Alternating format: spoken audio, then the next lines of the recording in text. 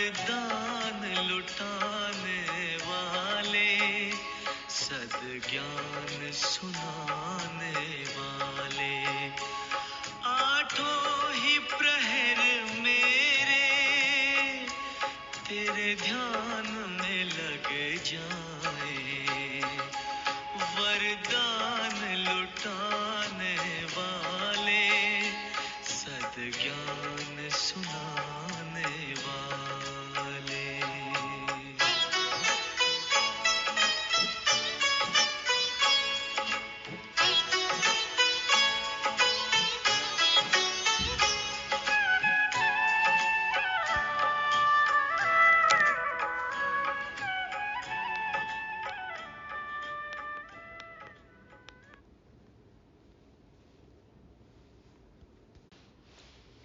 ओम शांति।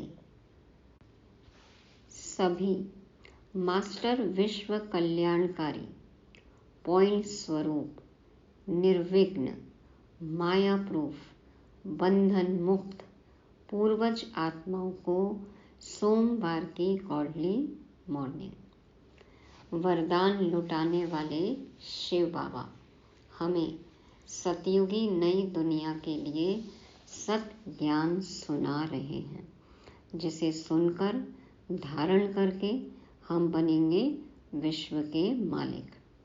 है इस बात का पक्का निश्चय? जिनको निश्चय होगा वही नशे में रहेंगे, खुशी में रहेंगे और वही बनेंगे। तो ये बात हमें रिवाइज करते रहना है। बाबा आज भक्ति में प्रचलित कुछ बातों को भी यथार्थ समझाते हैं, तो हमें भी समझकर फिर औरों को तीर लगाना है। बाप के वर्षे पर तो सभी का हक है ना, तो यहाँ भी क्यू लग जानी चाहिए ताकि हम बाप के गले का हार बन सकें। इसके लिए हमें अपना सब कुछ ईश्वरीय कार्य में लगाकर सहयोगी बनना है, निर्माण बनना है। आज तारीख है 6 मार्च 2023। करते हैं सोमनाथ की छत्र छाया में बैठ सोम रस पान। मीठे बच्चे, बाप तुम्हें नई दुनिया के लिए नया ज्ञान देते हैं, जिससे सूर्यवंशी घराना स्थापन होता है। उस घराने के तुम अभी मालिक बन रहे हो। बेहद के बाप आए हैं, ज्ञान सागर आए हैं हमें नई दुनिया के लिए नया ज्ञान देने, नया अनूठा रूहानी ज्ञान देते हैं, जिससे हम सतयुग में जो सूर्यवंशी घराना होगा उसके मालिक बन जाते हैं। तो है इस बात का निश्चय और नशा? प्रश्न है, किस बात का निश्चय पक्का हो तो वर्षे के अधिकारी सहज बन सकते हैं? उत्तर में बाबा कहते, पहले पहले यह निश्चय हो जाए कि बेहद का वही बाबा स्वर्ग बनाने आया है। वही बाबा, वही भगवान जिसको हम याद कर रहे थे, तो वो आकर स्वर्ग स्थापन कर रहे हैं। धंधा धोरी करते यह याद रहे कि हम उस बाबा के बच्चे हैं। अब बाबा आ गए, हमने पहचान लिया, लेकिन फिर हमें याद भी रहना चाहिए कि हम उनके बच्चे हैं। हम स्वर्ग के मालिक बनेंगे तो अपार खुशी रहेगी और सहज ही वर्षे के अधिकारी बन जाएंगे। ये बात याद रही, बाप याद रहा, तो बाबा कहते हैं खुश भी होगे और वर्षे के अधिकारी भी बनोगे। पक्के निश्चय वाले को अपार खुशी का पारा चढ़ा रहता है। अगर खुशी नहीं होती तो समझना चाहिए कि मुझे पाई पैसे का भी निश्चय नहीं है। यदि हम अभी भी खुश नहीं हैं, माना हमने ज्ञान को समझा ही नहीं, बाप को यथार्थ पहचाना ही नहीं। बाबा कहते हैं कि अगर खुशी नहीं होती तो समझना चाहिए कि मुझे पाई पैसे का भी निश्चय नहीं है, क्योंकि जिसको बाबा मिल गए हैं वो तो सदा ही खुश रहेंगे। गीत बजा।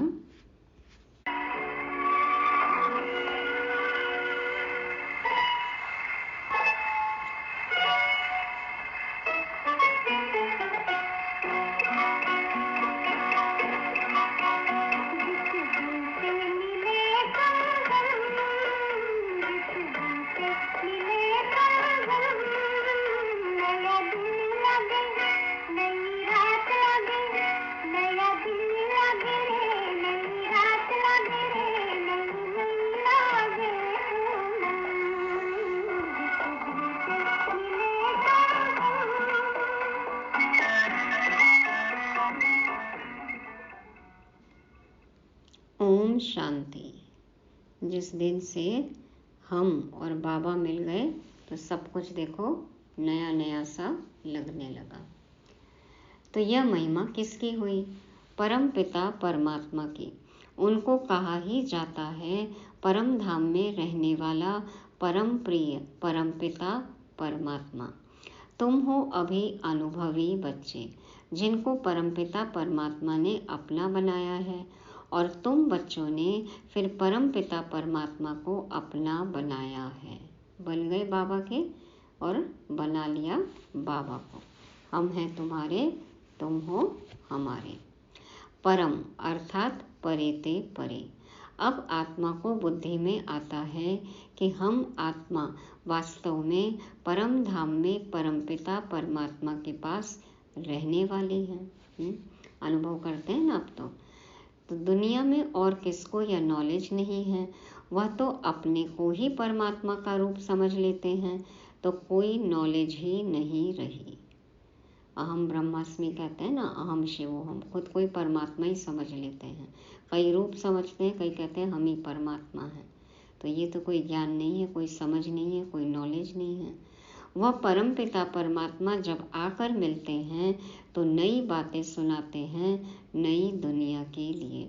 नई दुनिया में है नया दिन, नई रातें। पुरानी दुनिया में है पुराने दिन, पुरानी रातें, और बहुत दुख है अनेक प्रकार के। दुखों की तो देखो वैरायटी है ना। तो मेजॉरिटी दुखी है, वैरायटी दुख भी है और मेजॉरिटी दुखी है। रात को काम कटारी चलाते, दिन में भी पाप करते रहते। हमेशा पाप कर्म ही करते हैं, विकर्म ही करते रहते हैं, चाहे दिन हो चाहे रात हो। नई दुनिया में सदैव सुख ही सुख रहता है, यह तो जरूर बुद्धि में रहेगा। नई दुनिया में सूर्यवंशी लक्ष्मी नारायण की राजधानी है। ऐसे नहीं कहा जाता कि प्रिंस प्रिंसेस की राजधानी है, राजा रानी की ही राजधानी कहा जाता है। बरोबर सतयुग में श्री लक्ष्मी नारायण का घराना है। स्वर्ग होने कारण बहुत सुख है। उस सुख के लिए तुम पुरुषार्थ करते हो, वह है पावन राजधानी। बाप तुमको इस नई दुनिया का मालिक बनाते हैं। उसी समय विश्व में और कोई घराना व धर्म नहीं होता है। जब कोई को समझाते हो तो फिर लिखाओ कि हाँ यह यथार्थ बात है। बाबा कहते किसी को समझ में आता है, कोई हामी भर लेता है तो बोलो आप लिख दीजिए कि उस समय एक ही धर्म था। घड़ी घड़ी रिवाइज कराने से निश्चय होगा। नई पावन दुनिया में बरोबर यथा राजा रानी तथा प्रजा पावन ही होते हैं। बाबा कहते हैं बार बार अलग अलग पॉइंट्स भी उनको बताओ, अलग अलग तरीके से समझाओ, रिवाइज होगा तो याद रहेगा, धीरे धीरे निश्चय होगा, नशा होगा, खुशी होगी। क्या बताओ उनको कि नई पावन दुनिया में बरोबर यथा राजा रानी तथा प्रजा पावन ही होते हैं, सदा सुखी रहते हैं। अब तो सदा दुखी हैं। संगम पर भेंट की जाती है। कलयुग अंत में क्या है और सतयुग आदि में क्या होगा, आज क्या है कल क्या होगा। संगम ऐसा समय है ना जहाँ से हम कलयुग को भी देख सकते हैं और सतयुग को भी, क्या था और क्या आने वाला है। तो इस समय ही दोनों कालों की तुलना होती है। तो बाबा कहते हैं कलयुग अंत में क्या है, सतयुग आदि में शुरुआत में क्या होगा, आज क्या है कल क्या होगा, ये इस समय ही बता सकते हैं। अब बेहद की रात पूरी होती है, फिर कल दिन में राज्य करेंगे। आज पतित दुनिया है, कल पावन दुनिया होगी। साधु संत आदि सब गाते हैं पतित पावन सीता राम। जब देखो ऐसा गाते हैं तो उनसे पूछना चाहिए आप पतित पावन किसको समझ याद करते हो। पतित कौन है, पावन करने वाला कौन है। पतित दुनिया और पावन दुनिया कैसे है। जरूर पतितों को पावन बनाने वाला आएगा तो पावन बनाकर पावन दुनिया में ही ले जाएगा। कलयुग अंत को पतित दुनिया, सतयुग आदि को पावन दुनिया कहा जाता है। उसको ही सब याद करते हैं। पावन दुनिया है ही स्वर्ग, तो जरूर स्वर्ग स्थापन करने वाला निराकार परमपिता परमात्मा ही है। पावन दुनिया स्वर्ग का रचयिता है ही परमपिता परमात्मा। नरक के रचयिता की महिमा नहीं होती है। रावण की महिमा है, उसको जलाते रहते हैं, है ना, तो जलाते हैं। देखो, मनुष्य जानते नहीं हैं, नाम रख दिया है रावण। इन जैसा मनुष्य कोई हो न सके। ऐसा कोई 10 सिर वाला कोई मनुष्य हो सकता है क्या? मनुष्य तो पुनर्जन्म लेते हैं, नाम रूप बदलते जाते हैं। रावण का नाम रूप कभी बदलता नहीं है। यह 10 शीश ही चलते आते हैं। दिन प्रतिदिन फुट आधा लंबा ही बनाते जाते, क्योंकि रावण अब बड़ा होता जाता है। आधा फीट क्या, कितने कितने फीट जो है वो बढ़ाते ही रहते हैं, बढ़ाते ही रहते हैं। बाबा ने बताया ना, छत जितना लंबा बनाते हैं। आजकल देखो गगनचुंबी बनाते हैं, कंपटीशन होते हैं, क्योंकि तमो प्रधानता बढ़ती जा रही है। तो बाबा कहते हैं रावण अब बड़ा होता जाता है, तमो प्रधान हो गया है और उनको जलाते ही आते हैं। अभी तुम समझते हो पतित कौन बनाता है। इन 5 विकारों को ही रावण कहा जाता है। यही दुख देते हैं, पतित बनाते हैं। तो इन विकारों को छोड़ना चाहिए ना। साधु संत आदि बहुत करके यह विकार ही दान में लेते हैं। कहते हैं अच्छा झूठ बोलना हमको दे दो। देखो शिक्षा तो अच्छी देते हैं, तो कहते हैं कि झूठ बोलना हमको दे दो। अक्सर करके काम विकार के लिए कहते कि मास में 1-2 बार जाओ, माना छुट्टी देते हैं। परंतु यहाँ तो 5 विकारों की बात है। सिर्फ एक चोर को पकड़ेंगे तो फिर दूसरे चोर चोरी करने लग पड़ेंगे। अब साधु सन्यासी छुट्टी न दें काम विकार के लिए गृहस्थियों को, तो उनको खाना कहाँ से मिलेगा। अब बाबा को तो खाने की जरूरत ही नहीं है। देखो बाबा के तो शरीर ही नहीं है, निराकार है। बाबा इसलिए कहते हैं डंके की चोट पे कि पवित्र बनो, योगी बनो। अब बाकी तो सबको अपनी दुकान चलानी है, शरीर चलाना है, इसलिए कहते नहीं हैं। तो बाबा कहते हैं कि वो कहते हैं कि मास में 1-2 बार जाओ विकार में, परंतु यहाँ तो 5 विकारों की बात है।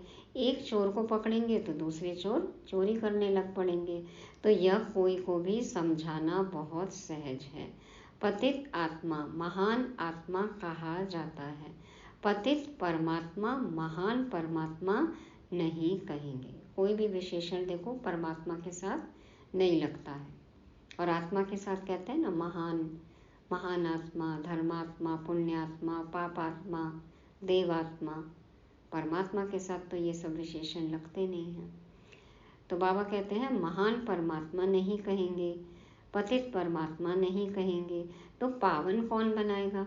जरूर भगवान के लिए ही इशारा करेंगे, ऊपर नजर जाएगी। जब भी भगवान गॉड किसी को याद करो तो कहते हैं ऊपर वाला, है ना, ऊपर ही निगाह जाती है, ऊपर ही उंगली जाती है। भला वह कब आएंगे, उनका नाम क्या है। भारत में शिव जयंती तो प्रसिद्ध है, उनका नाम ही शिव है और कोई नाम नहीं देते। बुद्धि में लिंगाकार ही आएगा।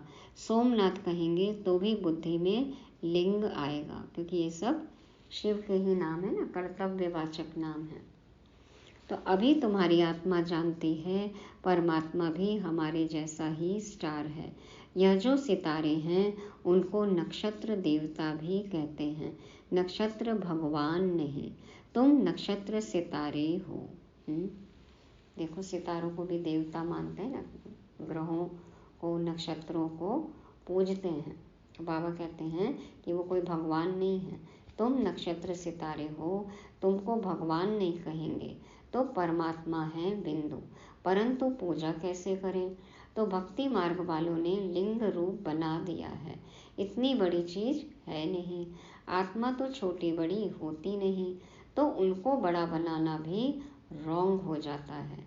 कोई मनुष्य को परमात्मा का यथार्थ ज्ञान है नहीं, खुद का भी नहीं है तो बाप का भी नहीं है। यह बड़ी महीन बातें हैं। कहते हैं एकदम बिंदी है, उनको याद कैसे करें। सोच भी नहीं सकते ना, भगवान एक बिंदी। भक्ति में इतना इतना विस्तार से समझाया है, उसकी इतनी महिमा की है, इतना बड़ा उसको बनाया है, बताया है, इतना तेजों में बताया है, तो फिर बिंदी कैसे एक्सेप्ट करेंगे, कहें कि भगवान एक बिंदी है। तो बाबा कहते हैं एकदम बिंदी है, उनको याद कैसे करें। अरे आत्मा को अपने बाप को याद करना तो बहुत सहज है, सिर्फ बाप की महिमा न्यारी है ना। बाबा कहते हैं तो बाबा भी स्टार मिसल बिंदी स्वरूप है, लेकिन गुणों का सागर है, महिमा उनकी अलग है, कर्तव्य उनके अलग हैं। आत्मा तो एक जैसी ही है, आत्मा में ही अच्छे व बुरे ऊंच नीच के संस्कार हैं, आत्मा में ही नॉलेज है। आत्मा कितनी छोटी है। मनुष्य गरीब अथवा साहूकार बनते हैं, वह भी आत्मा के संस्कार अनुसार, जैसे संस्कार वैसे कर्म और फिर वैसा ही जन्म होगा। अभी तुम बच्चों की बुद्धि में यह सारा ज्ञान है, मनुष्य परमात्मा को नहीं जानते, इस कारण आत्मा का भी ज्ञान नहीं है, उल्टा ईश्वर को सर्वव्यापी समझ लिया है। आत्मा ही यह सारा धारण करती है, आत्मा ही एक शरीर छोड़ दूसरा लेती है संस्कारों अनुसार, जैसे कर्म करके अपना भाग्य बनाया है उस अनुसार जन्म मिलता है। यह आत्मा बात करती है, मनुष्य अपने को मनुष्य समझ बात करते हैं। यहाँ अपने को आत्मा समझने की प्रैक्टिस करनी पड़ती है। हम आत्माओं को परमपिता परमात्मा पढ़ाते हैं। प्रैक्टिस कैसे करनी है? ब्रह्मा बाबा देखो पहले डायरियों में लिख लिख कर करते थे, फिर उसको अनुभव करना है। प्रैक्टिकल जीवन में बाबा कहते हैं सबको आत्मा देखने का अभ्यास होना चाहिए, अनुभव भी करना है ना, खुद को आत्मा समझ औरों को भी आत्मा भाई भाई के रूप में देखना है। तो बाबा कहते हैं हम आत्माओं को परमपिता परमात्मा पढ़ाते हैं। मनुष्य तो कह देते आत्मा निर्लेप है, माना आत्मा में लेप छेप नहीं लगता। अब लेप छेप नहीं लगता तो पाप आत्मा पुण्य आत्मा कैसे कहते हैं? संस्कार तो आत्मा में ही चिपकते हैं ना। पाप पुण्य जो भी अच्छा बुरा कर्म किया तो सब आत्मा को ही भोगना पड़ता है। तो बाबा कहते हैं अगर निर्लेप है तो फिर संस्कार किस में भरते हैं? बहुत मूंझे हुए हैं। नई दुनिया के लिए नया ज्ञान बाप को ही देना है। क्यों कह दिया निर्लेप?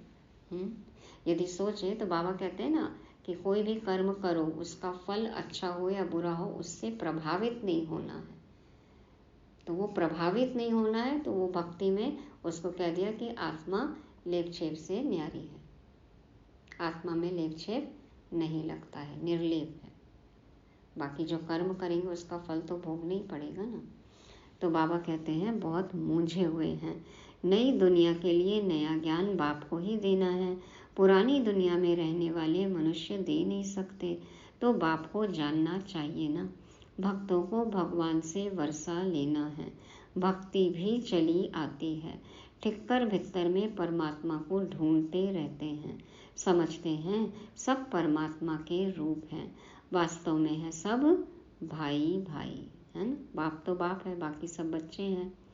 लक्ष्मी नारायण से लेकर जो भी मनुष्य मात्र हैं सब भाई भाई हैं अथवा भाई बहन हैं, क्योंकि प्रजापिता ब्रह्मा की औलाद हैं। अगर शिव की औलाद कहें तो वह निराकार आत्माएं हैं। ब्रह्मा के बच्चे बहन भाई जिस्मानी हो जाते, परंतु फिर गृहस्थ व्यवहार में आने से भाई बहन का भान भूल जाते हैं। अगर वह ज्ञान रहे तो फिर विकार में भी न जाएं। यदि ये याद रहे कि हम आत्मा भाई भाई या फिर हम अलौकिक पिता के बच्चे आपस में भाई बहन, तो फिर गृहस्थ व्यवहार हो माना युगल भी बने तो फिर विकार में न जाएं। अभी बाप फिर से समझाते हैं तुम विकार में न जाओ, तुम एक बाप के बच्चे भाई बहन हो। अभी ब्रह्मा सामने बैठे हैं, तुम उनके बच्चे बीके हो।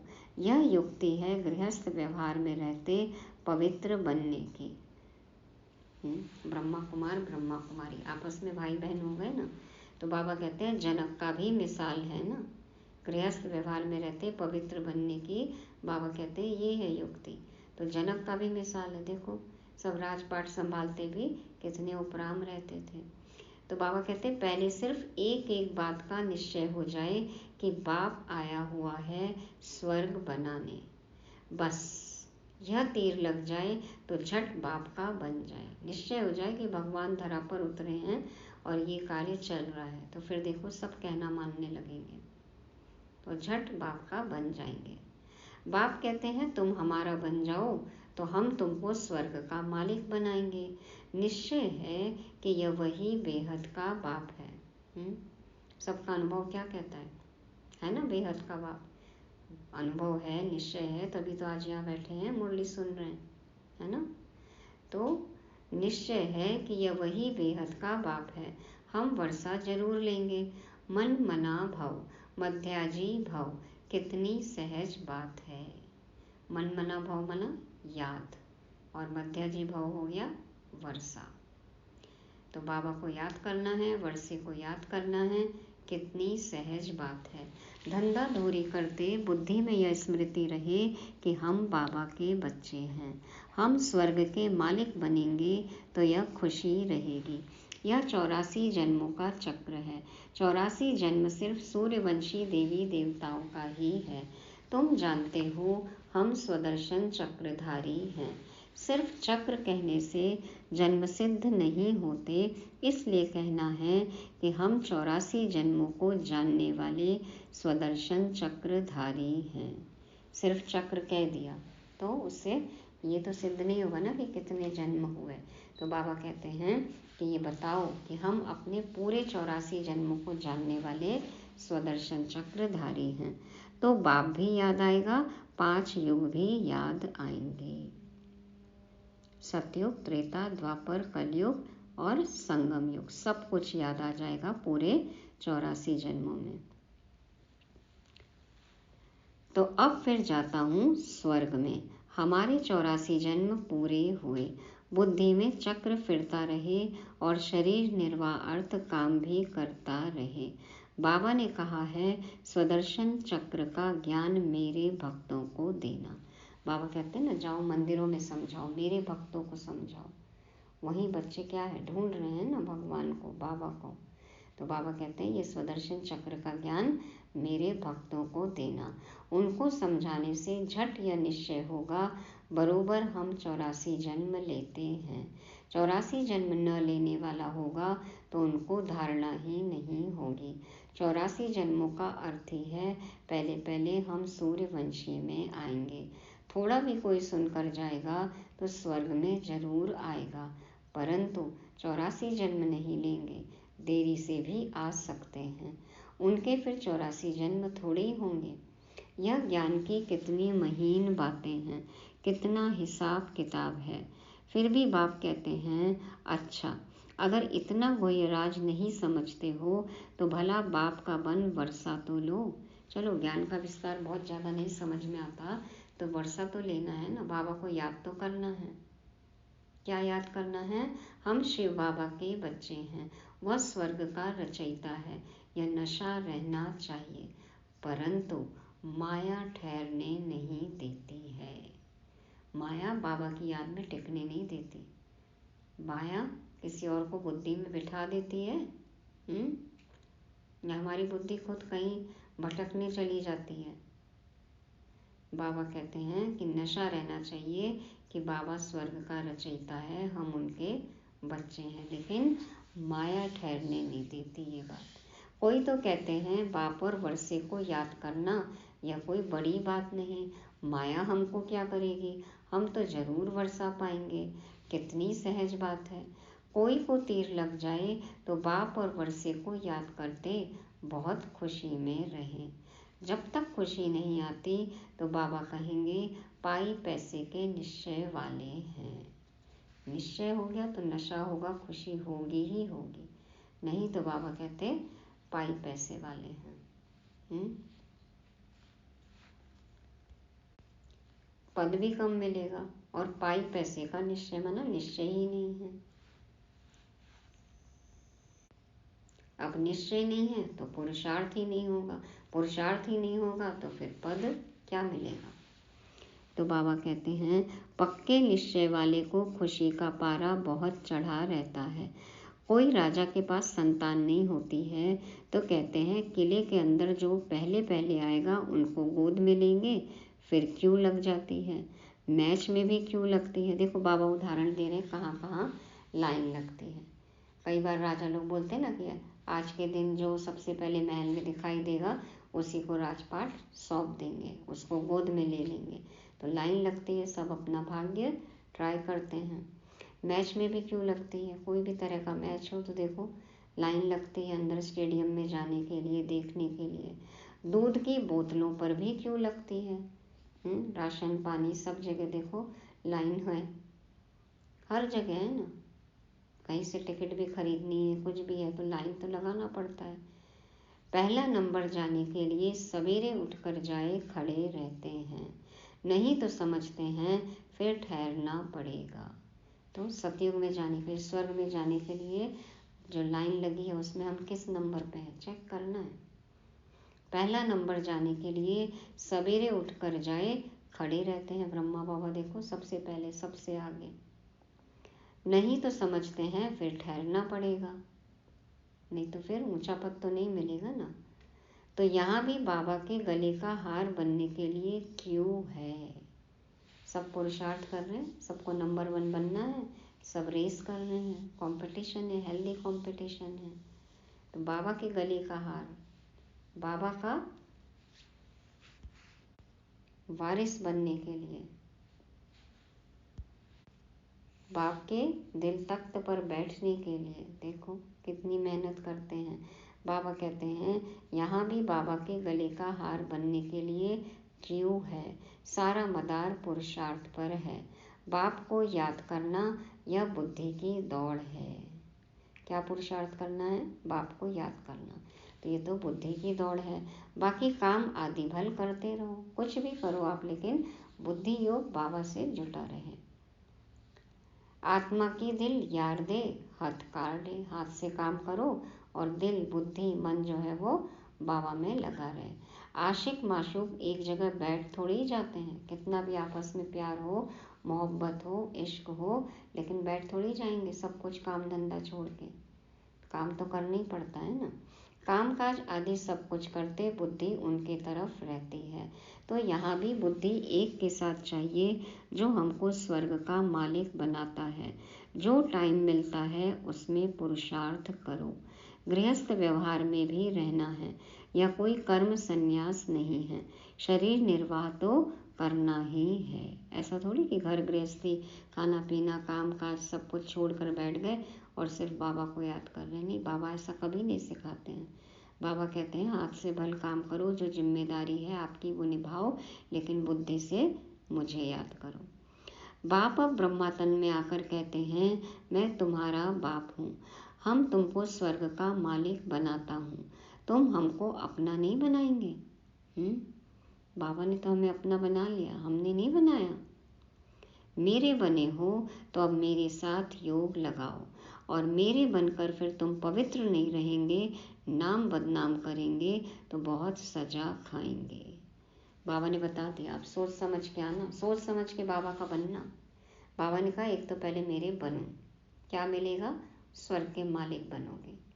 अब मेरे बनने के लिए मुझसे योग लगाओ, और मेरे बन गए और फिर पवित्र नहीं रहते हो, नाम बदनाम करते हो, बाबा की ग्लानि कराते हैं, निंदा कराते हैं, तो बहुत सजा खाएंगे।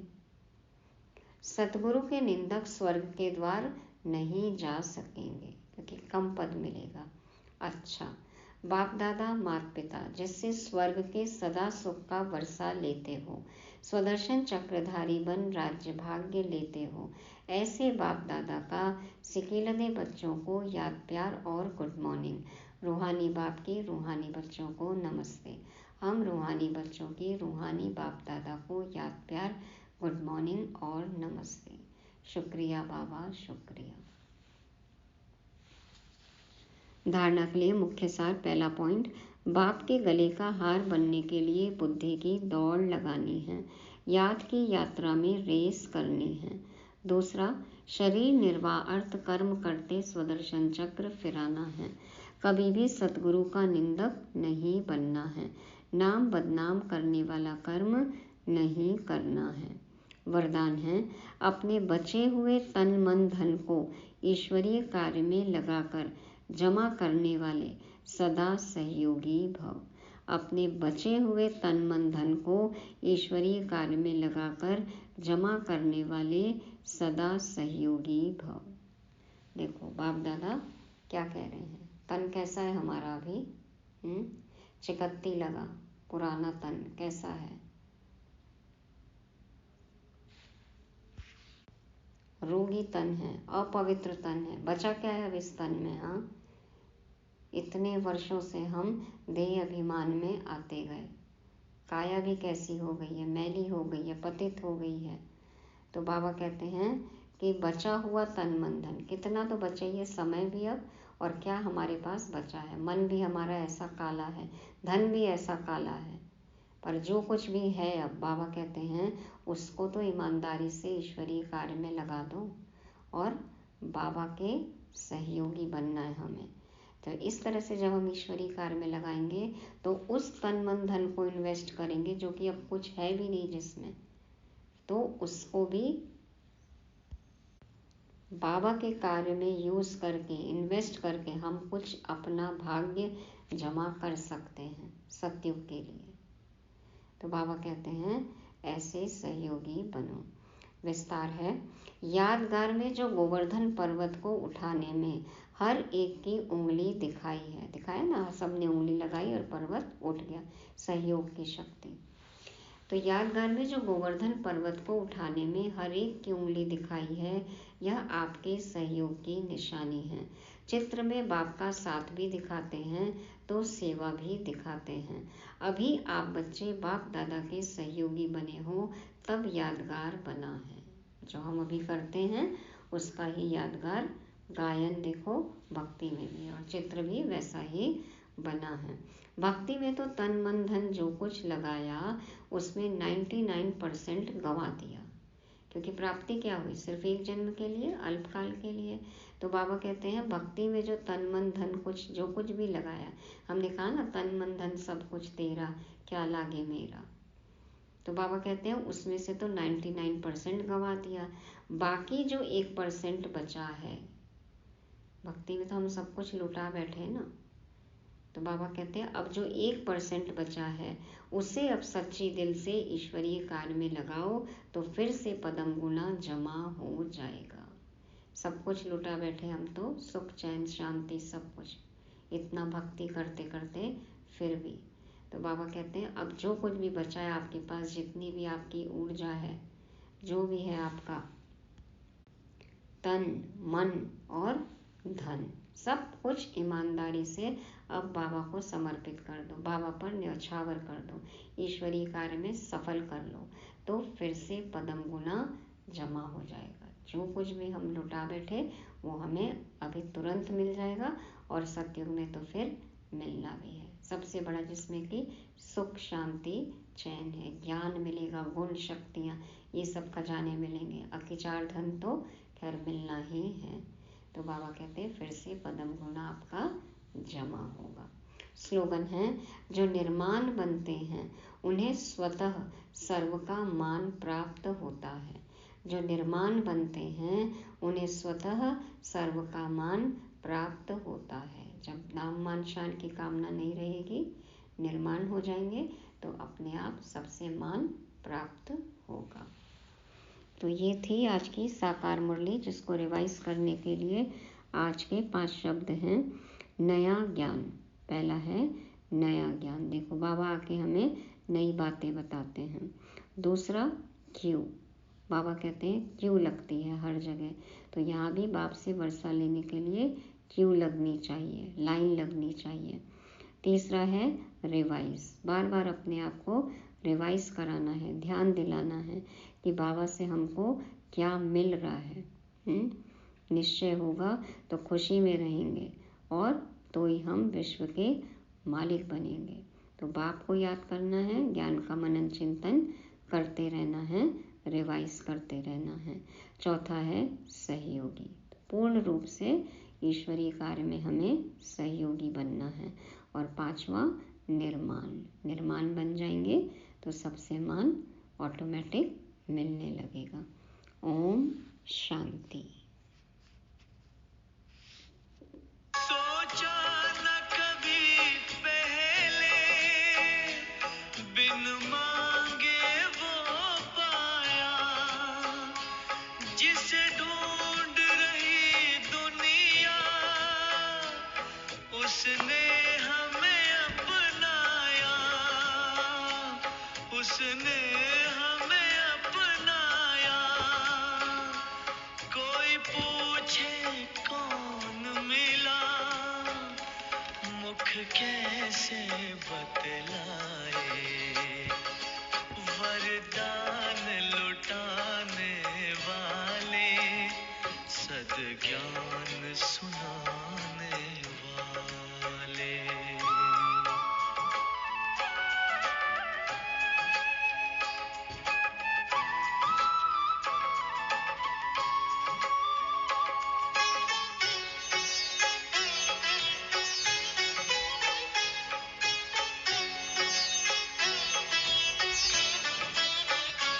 चुप रहना चाहे हम, ये आंखें बोलती है। इनमें बसता है तू, सब भेद ये खोलती है, सब भेद ये खोलती है। चेहरे की ये मुस्कान तेरा पता बता जाए। वरदान लुटाने वाले, सद्ज्ञान सुनाने वाले।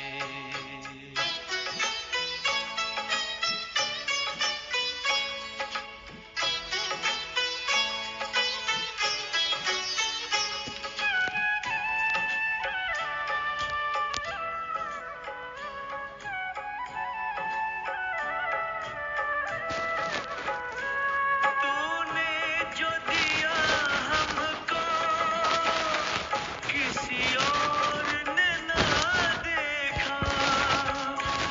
बस हम और तुम थे जब, बदली जीवन रेखा, बदली जीवन रेखा। चमके क्यों न भाग्य भला, भगवान जो चमकाए।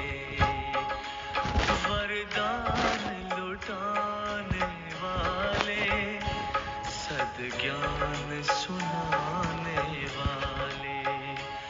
वरदान लुटाने वाले, सद्ज्ञान सुनाने वाले। आठों ही प्रहर मेरे तेरे ध्यान में लग जाए। वरदान लुटाने वाले, सद्ज्ञान सुनाने वाले। वरदान लुटाने वाले, सद्ज्ञान सुनाने